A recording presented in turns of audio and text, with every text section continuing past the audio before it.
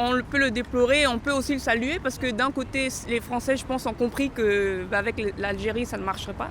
Et donc, ils ont compris que le plus important, c'était de faire libérer Boualem Sansal. Et donc, ils ont fait appel à l'Allemagne. Il est français, on est d'accord. Si c'est l'Allemagne, est-ce que c'est vraiment à l'Allemagne de faire ça? Je vois pas pourquoi l'Allemagne viendrait s'en mêler en fait quand ça ne les regarde même pas dans ce cas-là. Si la France, c'est leur devoir en fait d'aider leurs citoyens, qu'ils aient la double nationalité ou non, pas que ce soit d'autres pays qui viennent s'en mêler, ça je trouve ça assez... C'est un petit peu une humiliation aussi quand même de voir d'autres pays qui s'occupent de nos problèmes. C'est vrai que c'est l'Allemagne qui chapeaute tout pour l'instant. Donc ça montre aussi peut-être que sur la diplomatie actuelle française, il y a peut-être un souci.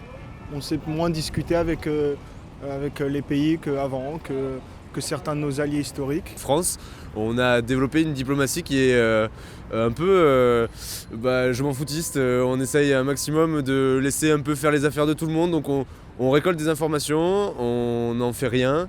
Et souvent, les gens ils laissent un peu faire ce qui se passe. Très très dur à essayer de comprendre le pourquoi du comment ils l'ont lâché, ils l'ont gardé ou ils l'ont libéré. Ça c'est pas notre... On peut pas savoir en fait. On n'est pas dans leur monde. Ouais. Ça montre qu'il y a peut-être l'Algérie aussi n'a pas plus confiance en la France aussi.